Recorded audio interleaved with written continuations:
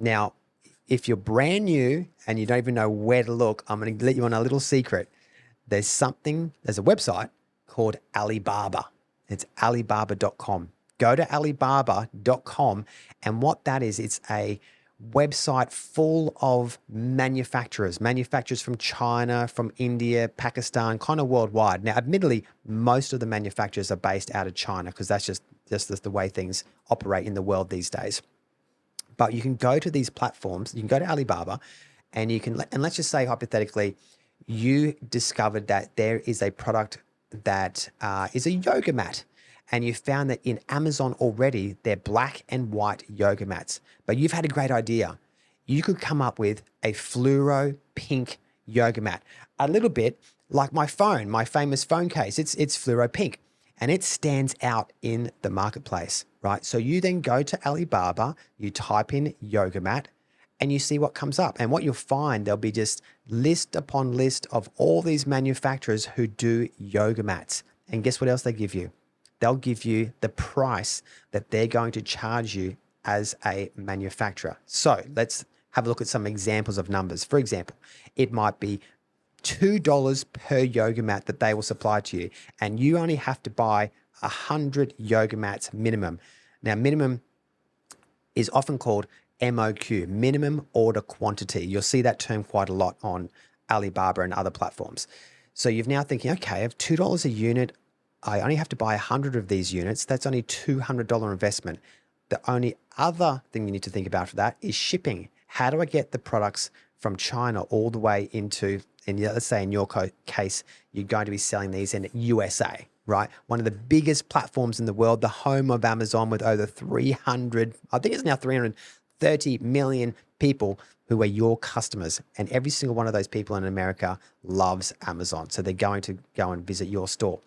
So it's going to cost you $200 in product cost. You're going to look at shipping. Let's use an estimate. Let's say the shipping is going to cost you a further $200. So we're now talking $4 per unit. Now, when you go to Amazon and you've looked at your black and white yoga mats, you'll see that they're all retailing for $49.95.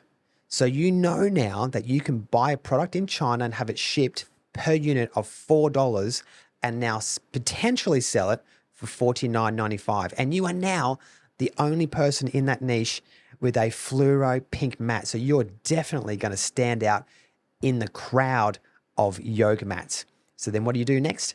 You put an email into the supplier, you put your order in, you have them shipped over to Amazon, and then you now are an Amazon seller. Now, obviously, there's more to the intricacies of doing that, and you can certainly find some information potentially on my website and also my Instagram, and also I have a mentoring program, so we can go through these types of things step by step. I can actually hold your hand through every single step of this.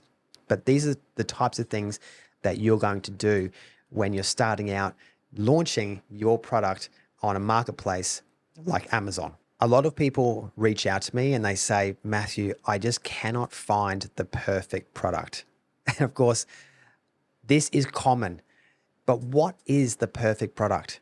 You know, you're trying to tick a number of boxes, but what you don't know is how the product fits in the marketplace. That is ultimately what matters. So what you might think is a perfect product, it may not actually be the perfect product.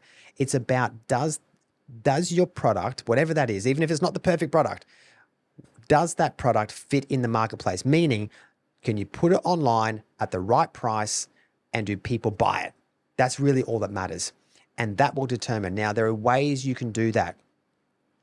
You might start off with, don't get stuck in analysis paralysis, okay?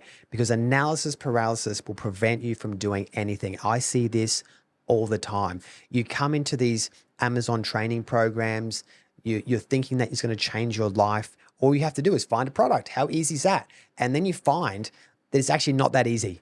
Yeah, it's not that easy because you don't have the mindset or the tools or the guidance and mentoring to step you through that process so you can make it easier and you can get to market faster. And that's why you should invest in training. You should invest in improving your mindset.